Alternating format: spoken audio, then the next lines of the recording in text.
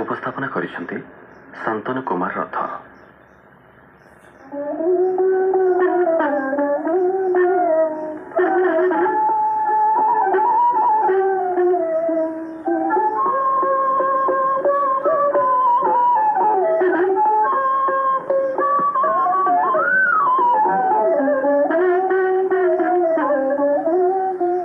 आपण मानकु प्रणाम श्रोता बंधु।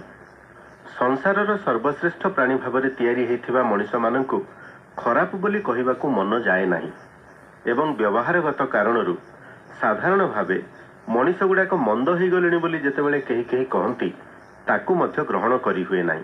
कोठी केतेबेले मनुष्यर टिके अमनुष्य पुणिया देखिदेई आमे व्यस्त होई एकथा कहि पकौ सिना बेले बेले अनेक भल मनुष्यंकु भेट हो गले आमर धारणा बदली जाए।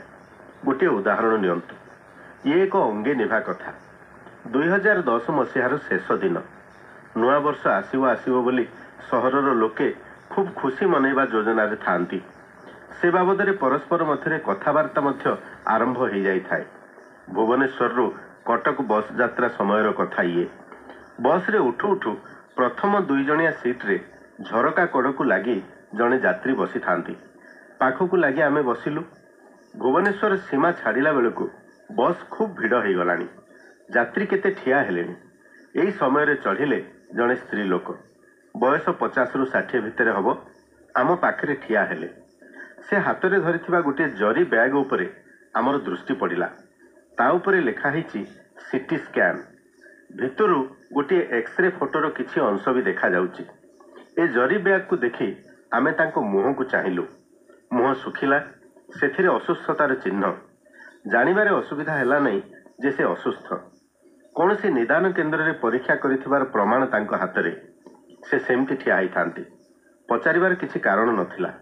तथापि औपचारिकता रक्षा करी पचारलु माँ देह भल नाही कि? से उत्तर देले हाँ बापा एइठी बस कही आमे आम जागारू उठिबाकू बसुचु। झरका पाखकू लागी आगरू बसिथिबा व्यक्ति आमको कहिले नाई नाई आपण बसंतु मु उठी जाउची। कथार चमत्कारिता एइठी। आमे कहिलु आपण तो आगरू बसिथिले आमे तो परे आसीचु आपण बसंतु आमे ठिया हो जाउचु। आमे उठुथिबा देखि से आमको जोर करी बसई दे निजे उठी ठिया हो गले। स्त्री लोक जनक सेठी बसिले। कथाटा आमको तालुरु तलिपा जाए भेदिगला। भितरु किभली एक कोह आसिला। आखि ओदा हो गला। आमे भाबुथुलु आमे जने भल मनीष। आमठु जने अधिक भल मनीष देखि अंतर आनंदरे भरीगला। वर्षर शेष दिन सकाल रे एभली जने मनीष को भेटिबार सुजोग देइथिबारु परमात्मा को उद्देश्य रे आकाश आड़कू चाहिलु। भुवनेश्वर रु कटक बस यात्रा केतेबा समय प्राय 20 मिनिट परे बस कटक रे पहुंचिला।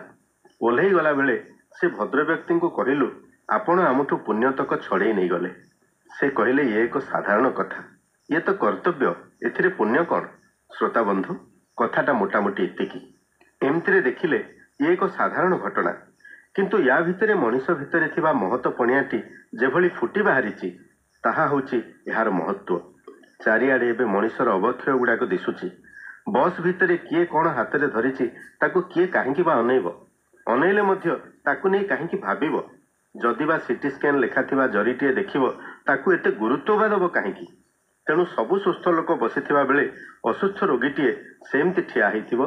30 वर्षर युवक माने बसिथिला बेले 80 वर्षर वृद्ध भी ठिया होइथिबे। असुविधाटी होउची मनीष को जानिबा पई चिन्हिबा पई आउ जणे मनीषर जो प्रवृत्ति होबा कथा ताहा बेसी देखिबाकू मिलु नाही। रक्त मांसर हृदयटिए धरिथिबा मनीष मानक पाखरे जेतेबेले एसबु देखिबाकू मिलु नाही मनरे संदेह आसुची मनीष गुड़ाक जंत्र बा काठ पत्थर हो गले कि आउ। किंतु एहा सहित केउठी केतेबेले एभली भल मनीष मानकू देखिले मनीष प्रति आम भितरे धीरे धीरे मुंड टेकुथिबा अनास्था भावटी कटि जाउची। केवल जे मनीषर अधपतन घटुची से कथा नुहे। कोउठी ना कोउठी मनीषर उत्तरण मध्य जे घटुची आउ यार प्रमाण जेतेबेले आखिरे पडुची सेतेबेले मनीष प्रति थिबा अनास्था आ विश्वास आमर फेरी आसुची। एई घटनाटी तार गोटे छोट सूचक मात्र।